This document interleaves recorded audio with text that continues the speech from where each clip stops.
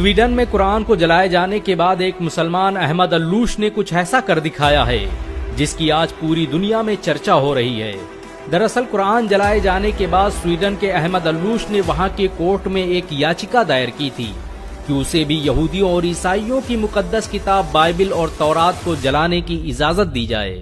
अहमद अल्लूश का कहना था कि जैसे स्वीडन में सरेआम सरकारी सिक्योरिटी के बीच कुरान को जलाया गया, वैसे ही वो भरी सिक्योरिटी और लोगों के बीच बाइबल और तौरात को जलाना चाहता है। इस खबर के आने के बाद इजराइल सहित दुनिया के तमाम यहूदी संगठनों ने बवाल कर दिया था और धमकी दी थी कि अगर हमारी धार्मिक पुस्तकों को जलाने की कोशिश की गई तो हम इसे बर्दाश्त नहीं करेंगे।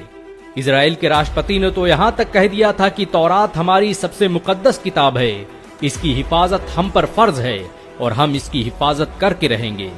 स्वीडन की अदालत ने अहमद अल्लूश की याचिका के बाद उसे बाइबिल और तौरात को जलाने की इजाजत दे दी थी, क्योंकि स्वीडन में धार्मिक पुस्तकों को जलाना अभिव्यक्ति की आजादी माना जाता है, जिसके बाद दुनिया भर की नजरें स्वीडन के इस मुसलमान पर थी। ये इतिहास में पहली बार था कि किसी मुसलमान ने आसमानी किताब बाइबिल और तौरात को जलाने की इजाजत मांगी थी। अहमद अल्लूश तयशुदा वक्त पर कल इजरायली दूतावास पहुंचे। उनके एक हाथ में लाइटर था तो दूसरे हाथ में बाइबिल और तौरात। चारों तरफ दुनिया के मीडिया संस्थान और लोग बाइबल को जलाने का मंजर देखने के लिए मौजूद थे। दुनिया भर की निगाहें अहमद अल्लूश के हाथ में मौजूद उस लाइटर पर टिकी थी।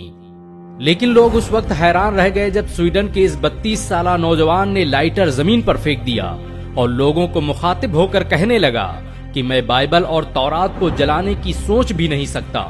मैं तो बस कुरान जलाने के मामले पर यूरोप, अमेरिका सहित दुनिया के दोगलेपन को बेनकाब करना चाहता था। ये मेरे प्रदर्शन का तरीका था। मैं चाहता था कि लोग आएं और मेरी बात सुनें और एक मुसलमान के दर्द को महसूस करें।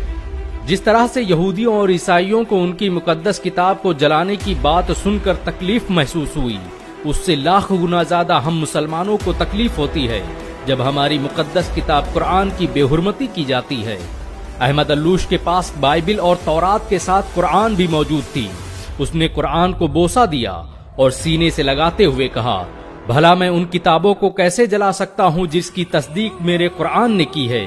मेरा इस्लाम किसी मजहबी किताब को जलाने की इजाजत नहीं देता।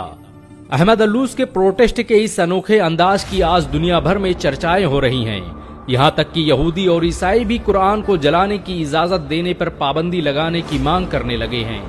गौरतलब हो कि बकरा ईद के दिन स्वीडन में